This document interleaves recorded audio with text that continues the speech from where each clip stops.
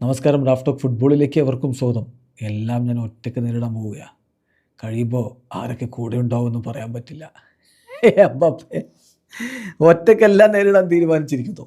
Yes, Valencia versus Real Madrid മത്സരം നാളെ എന്ന് പറയുമ്പോൾ സാങ്കേതികമായിട്ട് നമുക്ക് മറ്റന്നാൾ പുലർച്ചെ ഇന്ത്യൻ സമയം 1:30 വലൻസിയയുടെ മൈതാനത്ത് റയലും വലൻസിയയും തമ്മിൽ ഏറ്റുമുട്ടുന്നത്. മുന്നേറ്റ നിരയിൽ സൂപ്പർ താരം എംബാപ്പെ മാത്രമാണ് അവശേഷിക്കുന്നത്. സൂപ്പർ താരങ്ങളിൽ എംബാപ്പെ മാത്രമാണ് അവശേഷിക്കുന്നത്. വിനി ജൂനിയർ സസ്പെൻഡഡ് ആണ്. റോഡ്രിഗോക്ക് പരിക്ക് പറ്റി കുറച്ചധികം ദിവസങ്ങൾ പുറത്തിരിക്കേണ്ടി വരും. പിന്നെ മുന്നേറ്റത്തെ സഹായിക്കാനുള്ള ഒരാൾ ബെല്ലിംഗാം, അദ്ദേഹത്തിനും പരിക്കാണ്. സോ ഇവരെല്ലാം ആബ്സെൻ്റ് ആയ ഒരു മത്സരത്തിൽ തീർച്ചയായിട്ടും എംബാപ്പയുടെ തോളിലേറി വേണം റയലിന് വിജയിക്കാൻ.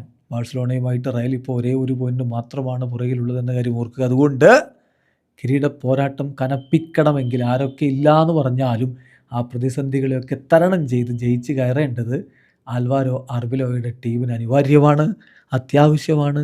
അതിന് എംബാപ്പയുടെ സാന്നിധ്യം അവർക്ക് അനിവാര്യമാണ്. ഇപ്പോൾ നമ്മൾ വിശദമായിട്ടൊന്ന് നോക്കുകയാണെങ്കിൽ റയൽ മാഡ്രിഡിൻ്റെ മത്സരത്തിൽ വലൻസിയക്കെതിരെ കളിക്കാൻ ഇറങ്ങുമ്പോൾ വിനി ജൂനിയർ സസ്പെൻഡഡ് ആണ്.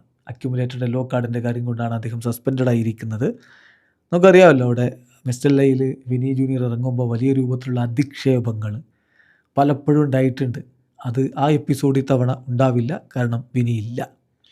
ബെല്ലിംഗാം ഇഞ്ചോർഡാണ്, റോഡ്രിഗോയും ഇഞ്ചോർഡാണ്. എന്ന് പറയുമ്പോൾ റോഡ്രിഗോയുടെ കാര്യത്തിൽ അദ്ദേഹത്തിന് പരിക്ക് പറ്റിയിരിക്കുന്നു.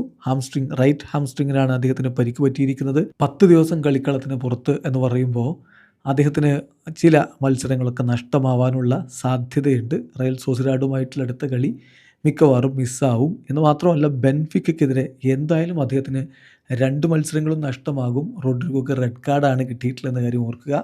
സോ യുവേഫ ചാമ്പ്യൻസ് ലീഗിലെ ആ ഒരു പ്ലേ ഓഫ് മത്സരം അദ്ദേഹത്തിന് അവിടെയും നഷ്ടമാകും. ബെല്ലിംഗാം അധികം വൈകാതെ തന്നെ കളിക്കളത്തിലേക്ക് മടങ്ങിയെത്തുമെന്ന പ്രതീക്ഷയിലാണ് ആരാധകരുള്ളത്. അപ്പോൾ മുന്നേറ്റത്തിൽ സൂപ്പർ താരങ്ങളിൽ എംബാപ്പെ മാത്രമാണ് ബാക്കിയുള്ളത്. എൻ്റെ അറ്റാക്കിനെ അദ്ദേഹം ചുമലിലേറ്റേണ്ടി വരും. ലലിഗയിൽ അദ്ദേഹം ഗോളടിച്ച് കുതിച്ചു പായുകയാണ്. ഇപ്പോൾ 21 കളികളിൽ നിന്ന് 22 ഗോളുകളാണ് അദ്ദേഹം നേടിയിട്ടുള്ളത്. അതുപോലെ തന്നെ അവരുടെ മൊത്തം കളികൾ എടുത്തു കഴിഞ്ഞാൽ എംബാപ്പെ 30 കളികൾ 37 ഗോളുകൾ എന്ന രൂപത്തിലും പോയിക്കൊണ്ടിരിക്കുന്നു. സോ അദ്ദേഹത്തിൽ തന്നെയാണ് വിശ്വാസം. വീഡിയോ അവസാനിക്കുന്ന ഫുട്ബോൾ ലോകത്ത് കൂടുതൽ വിശേഷങ്ങളുമായി റാഫ് ടോക്സിൽ എത്താം.